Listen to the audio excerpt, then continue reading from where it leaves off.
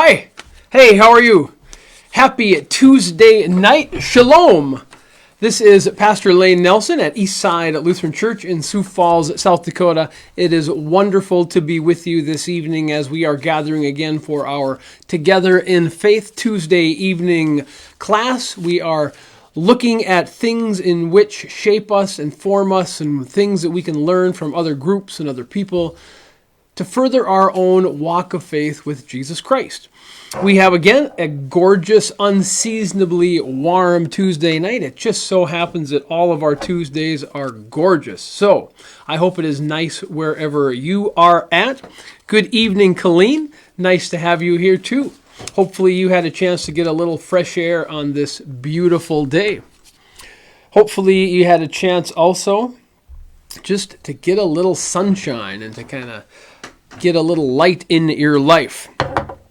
We are here in the midst of the holiday season. We are in the second week of Advent, making our way towards Christmas. It is the 8th of December. Nice to have Nyla here. How are you? Connie, how are you? Welcome back. We missed you last week. At least I didn't see your name. Hope things are well in your corner of the world. You might notice that I was spinning a top when I first got on. We'll get to more about that in just a little bit, give you a sneak peek about what we will be talking about. Don't know if anybody can guess simply by me saying shalom and having a top that I'm playing with. Hi to Dixie, hi to Charlotte. Nice to see you guys as well. Tonight we are together in faith and we are looking at Hanukkah. That is right. Depending on how you spell it, the traditional English version or more of a Hebrew version, we are going to be looking at Hanukkah because not only is it Advent in our Christian work calendar, we are getting close to the start of Hanukkah on the Jewish calendar. But before we do that, just want to continue checking in and seeing how people are doing. Hopefully you have been having a wonderful, blessed December, a good start to Advent. Hopefully it is not too dark where you are at. And I mean that both figuratively as well as physically. Hopefully the light that is coming at Christmas is burning bright where you are at and giving you a glimpse of hope. If not, know that hope is coming and we are getting closer and closer, both at Christmas and as God continues to break in and work in our world. All right. We are going to jump right into the topic at hand tonight. As mentioned, we will be looking at the festival of Hanukkah. Hanukkah, as most people are aware, is an 8-day Jewish celebration, and it's because the oil didn't run out. And sometimes we think of this as Jewish Christmas, though it really has nothing to do with Christmas or Messiah or anything like that. But the timing coincides pretty closely to our own preparations for Christmas in the Western world. So it's simply thought of as that sometimes because of the time of year in which it happens. And while the vast majority of the culture is stringing lights and garlands and buying presents and putting up trees, the celebration of Hanukkah can seemingly get overwhelmed, I'm told, for our Jewish families. That is why you have people like Adam Sandler and his Hanukkah song, things like that, trying to find ways to give a little more emphasis and meat to this holiday. The festival of Hanukkah, and excuse me one second.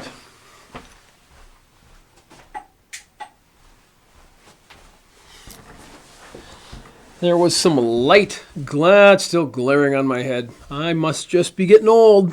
It's all part of the deal. We'll go back to the light because then it's at least brighter and I can see. The Festival of Lights is a very apt description for what Hanukkah is.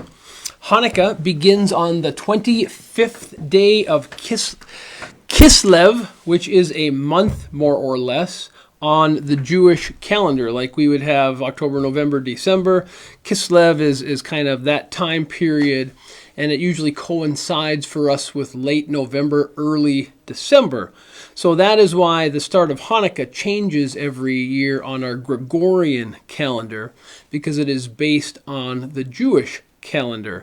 Much like we have this Easter fluctuating for us because it's not based on a regular date in our Greco-Roman calendars. So it starts on the 25th day of Kislev, and we think of things like latkes and dreidels and lighting the menorah.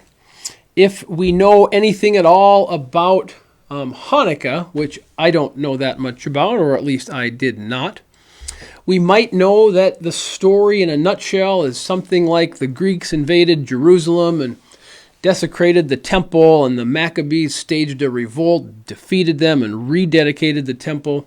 And that when they went to light the menorah, they only had enough oil for one day, but somehow miraculously the oil didn't run out, and it lasted for 8 days.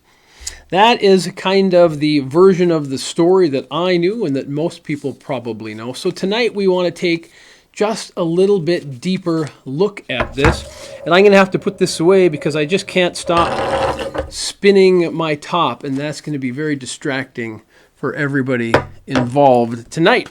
A couple of quick more shout outs to Colin and to Harriet. Always nice to have you here. Same being said for Renee.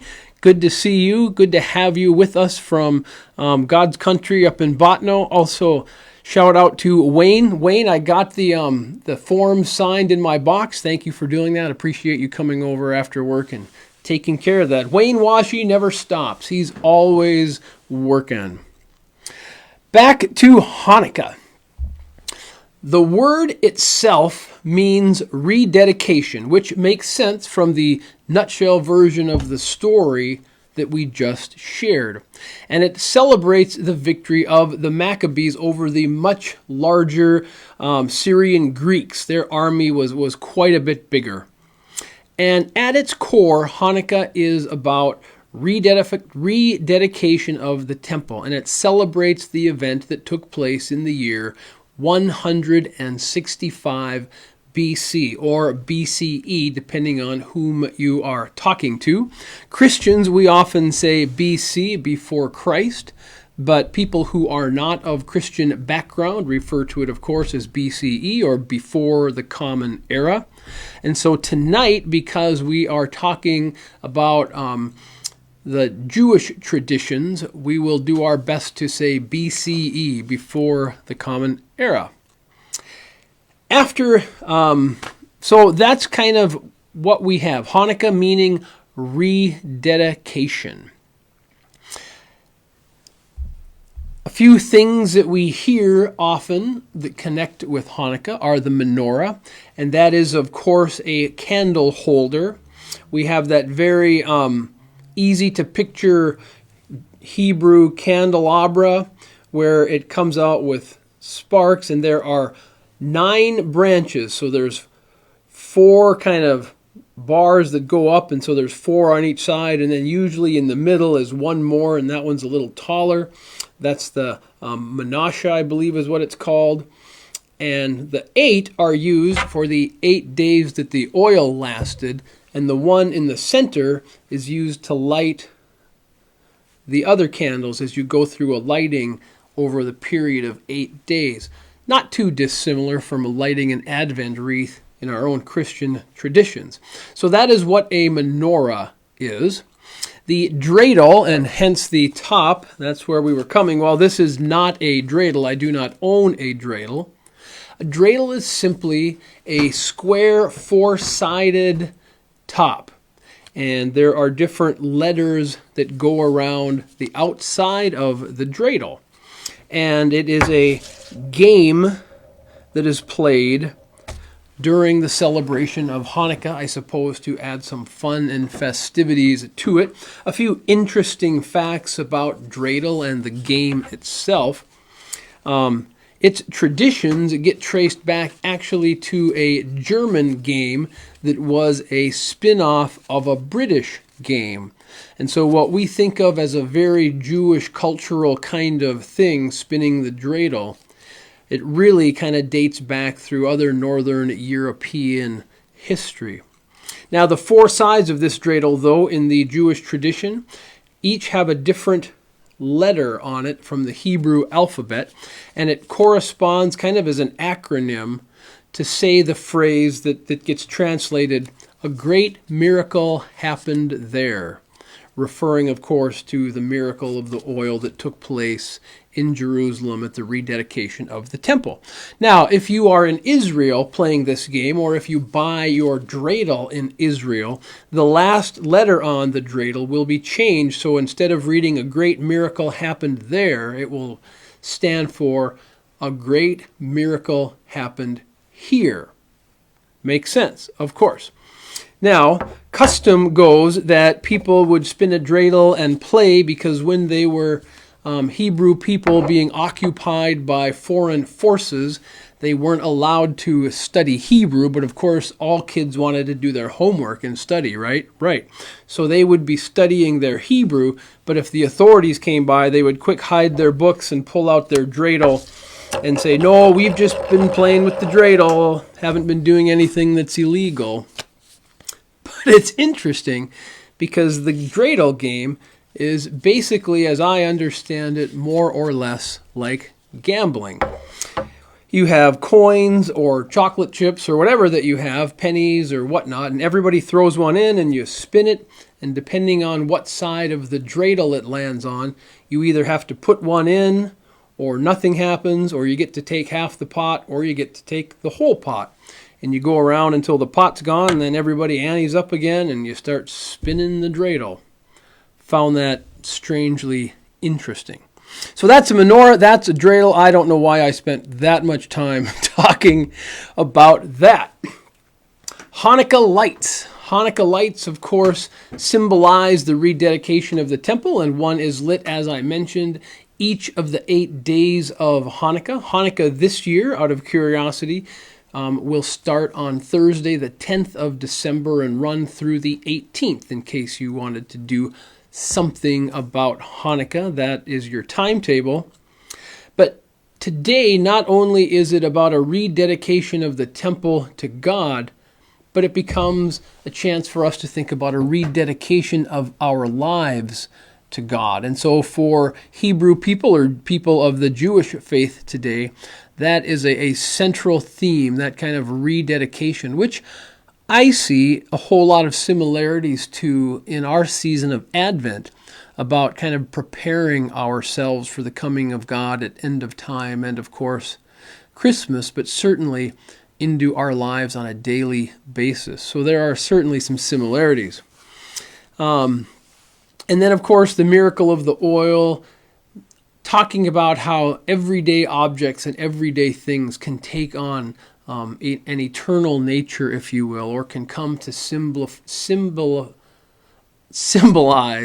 things that are much greater than the ordinary.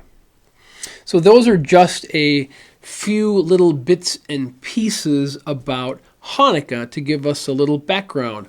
Quick shout out to Reese. Love that you are here too. Happy to see that. So that's kind of a nutshell. We didn't talk about latkes, another traditional Jewish food, which is basically like a little flattened potato pancake thing made up of potatoes and eggs and fried in a lot of oil. The Yiddish word where you get latke basically means something like an oily thing. But one more way to kind of add festivities to things, much like we have all kinds of fancy treats that we make in our own backgrounds associated with Christmas. So we have this time of Hanukkah. It's a celebration. The Maccabees defeated the Greeks and chased them out, and were able to take the temple back. And in the process, there was a miracle that took place as the oil didn't run out. So we spin our dreidels and eat our latkes, and we are reminded of God's presence as we light the menorah night by night. Not a bad surface understanding of Hanukkah. And if we stay with just that, we will probably be able to function in the world this time of year and not be completely clueless when we see our brothers and sisters of the Jewish faith celebrating Hanukkah. But it begs more questions, right? Is Hanukkah in the Bible? And if so, why don't we celebrate it as Christians? Where does it all come from? How come in all of my Bible study, if this is a Hebrew thing, I haven't come across the story as I was sitting in church on a Sunday or reading my way through the Bible? Well, it becomes down to how well do we know our Bibles? I have one of my trusty Bibles here, one I like a lot. This is the New Oxford Annotated Bible. It's got some little helps underneath it that kind of dig deeper. Oh, that's some bad lighting. There we go. That kind of dig deeper into what all is going on is with the verses, give some more explanations, things like that. But why I pull this out now is because of what I have right here. I have some tabs on this page that signify a certain section of this Bible. It's right in the middle, and you can see it takes up a fairly good chunk of the pages in this book. And this is the Apocrypha. Let's all say that fun word together, Apocrypha. And it also includes the deuterocanonical books. Now, you probably have heard of the Apocrypha, or at least heard it referenced, because if you have brothers and sisters in faith who are of the Roman Catholic tradition, it comes standard in every copy of their Bible, but not necessarily for us as Protestants. Now, the Apocrypha are kind of mixed through what we think of as the Old Testament in Roman Catholic Bibles, but in more Protestant ones, they are usually set aside in a special section. This one, of course, kind of being stuck in the middle. You finish the Old Testament, then there's the Apocrypha, and then you have the New Testament. Well, we don't think about or talk about them a lot, especially in the Lutheran Church. They were included in the Greek Septuagint, which would be the Greek translation of the Hebrew Bible. They were put in there. And when that was translated into Latin in the Vulgate, which was the basis for the King James Version and so much of what is certainly today Roman Catholics' Bibles, Latin coming from Rome and the Pope and all of that business, also used in Orthodoxy. But these books, these 15 books of the Apocrypha, were not included in the Hebrew Bible. Interesting, huh? Also, when Luther was going through and translating the Bible, he left out that section for that reason and put it aside in a special section of its own, kind of like we have here, so that you've got Old Testament, New Testament, and then the Apocrypha in the middle. So most Protestants do not have them in their Bibles at all, but if they do, it will be a separate section. So why is that? Why are these 15 books not necessarily included all of the time? Well, for us Lutherans, it didn't quite make the cut, so to speak. There is some question about their origin, some question about their authorship.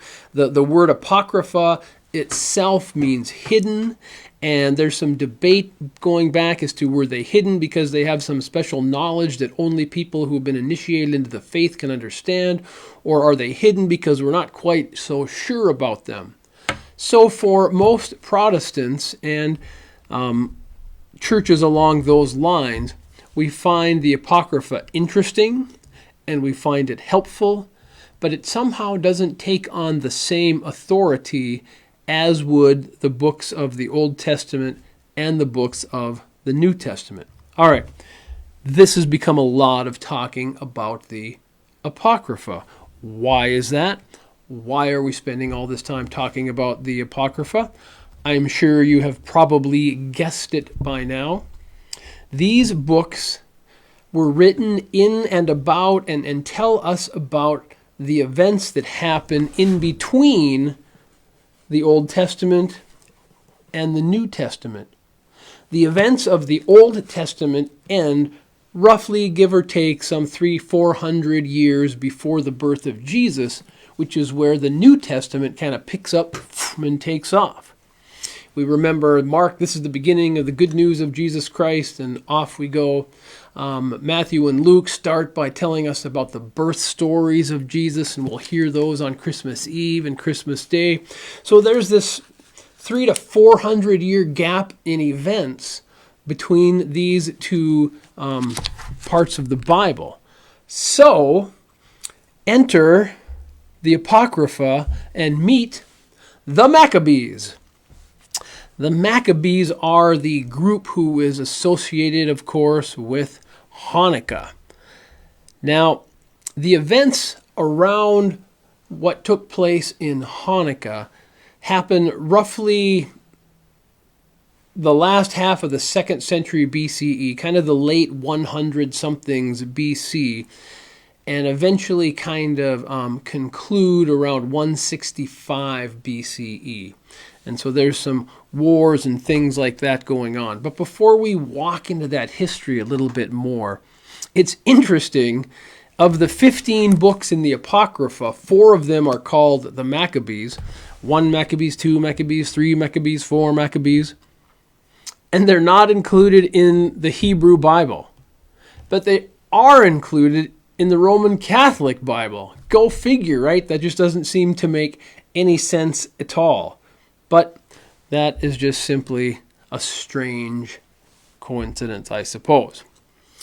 Now, a couple hundred years before Jesus, Israel is occupied by the Syrian Greeks.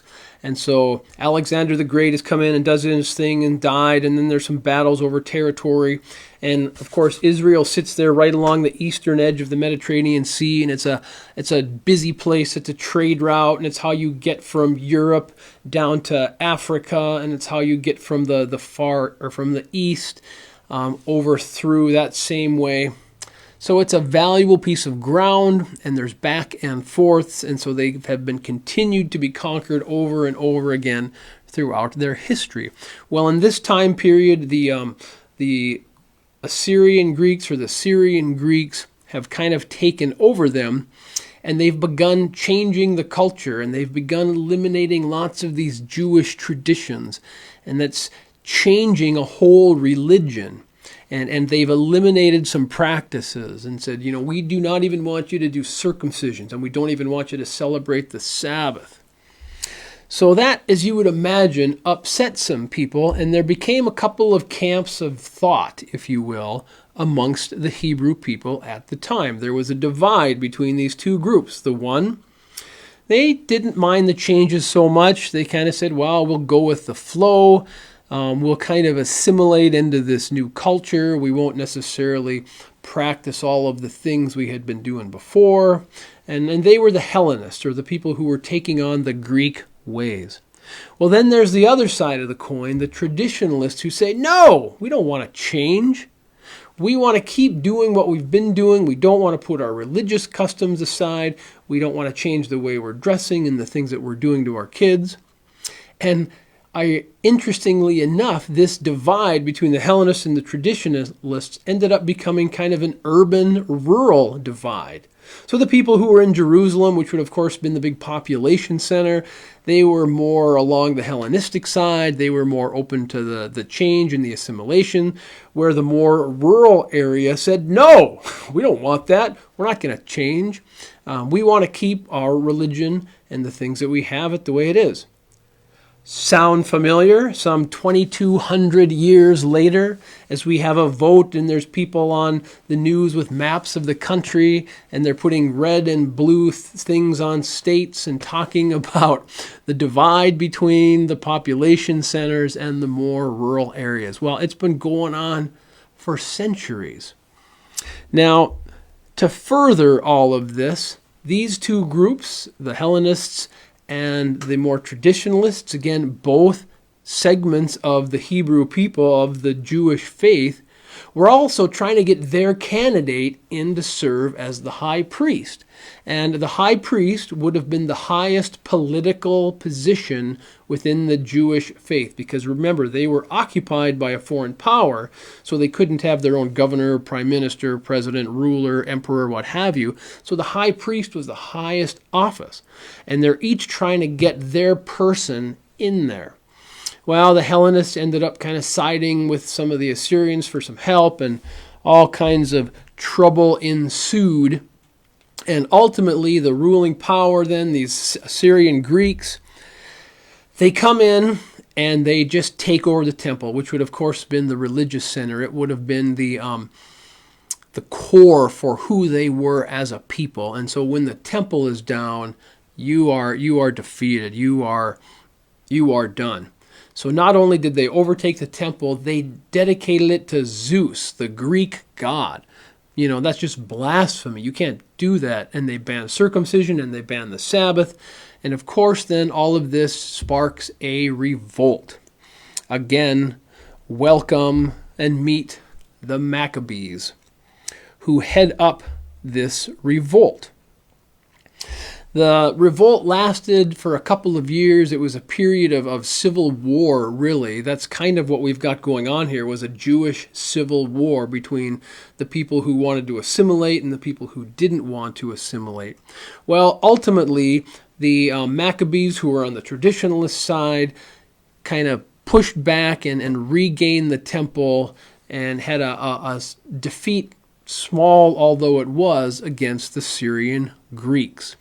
And they were able to then go in and reclaim their identity by rededicating the temple, which is where we get the lighting of the menorah.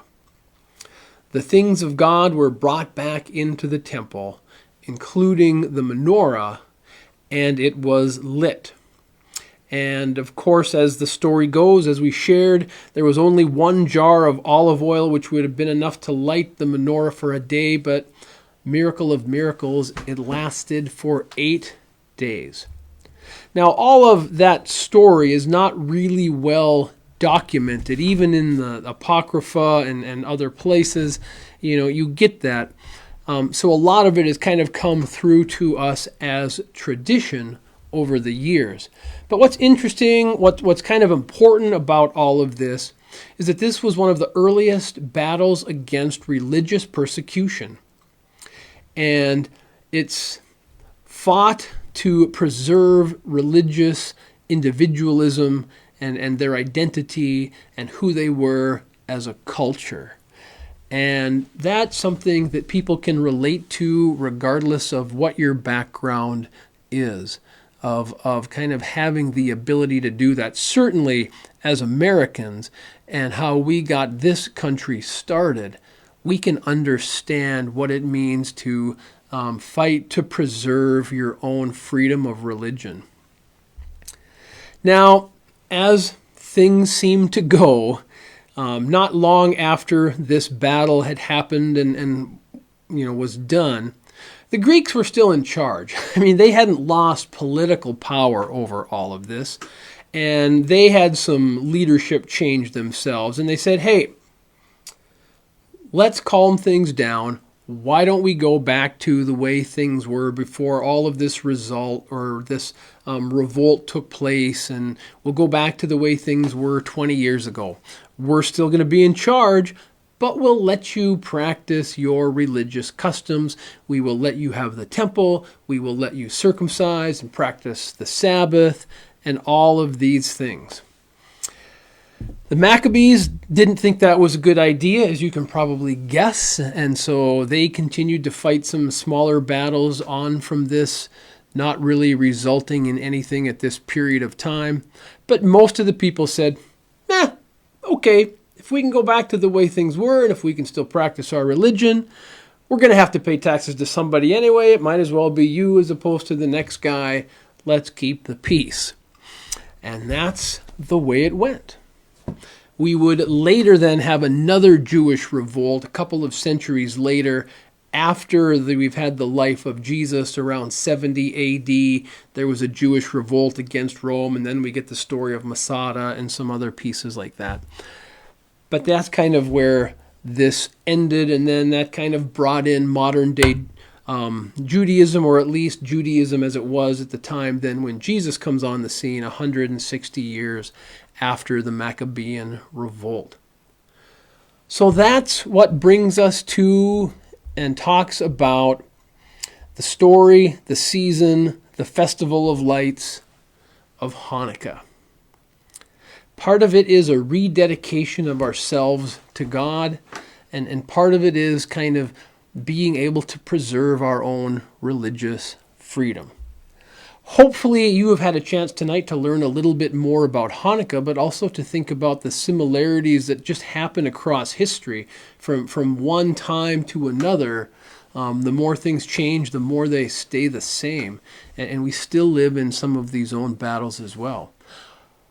What would you do to preserve your faith? What would you do to hang on to your religious traditions?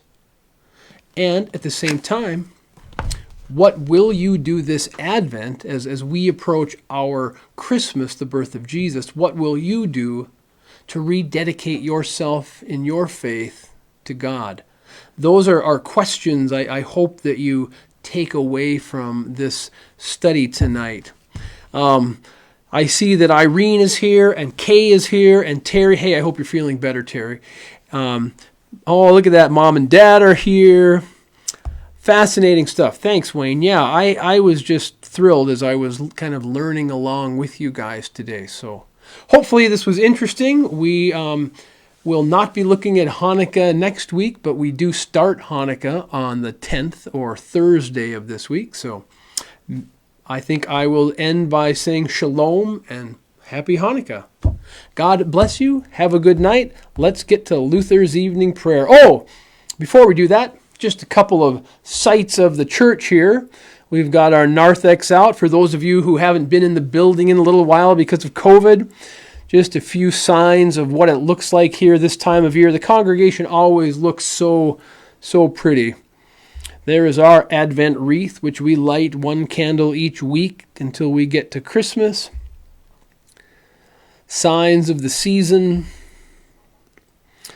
I just love the extra lights. This wreath has already changed and looks different now. The people in the altar guild have just been going wild. Love the color blue and the color of hope, all the paraments as they change. Of course, poinsettias, a flower of Christmas. Our new Christmas tree in the sanctuary this year, that's just gorgeous. And then some more Christmas lights that shine around us. Not a bad way to close the day. So let us bring our time to an end as we say together, as we open our hearts to God, as we invite God, as we rededicate ourselves, if you will, to daily walks with Christ, as we pray Luther's evening prayer. I give thanks to you, my heavenly Father, through Jesus Christ, your dear Son, that you have graciously protected me today. And I ask you to forgive me all my sins where I have done wrong, and graciously protect me tonight. For into your hands I commend myself, my body, my soul, and all that is mine. Let your holy angel be with me, so that the wicked foe may have no power over me. Amen.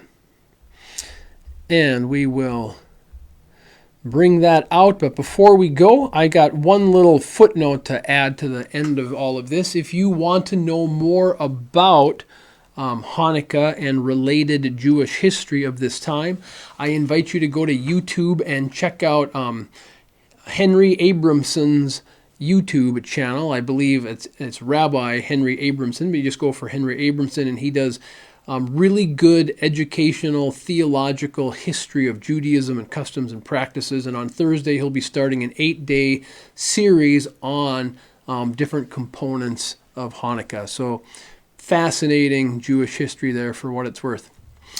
I'm out. Shalom.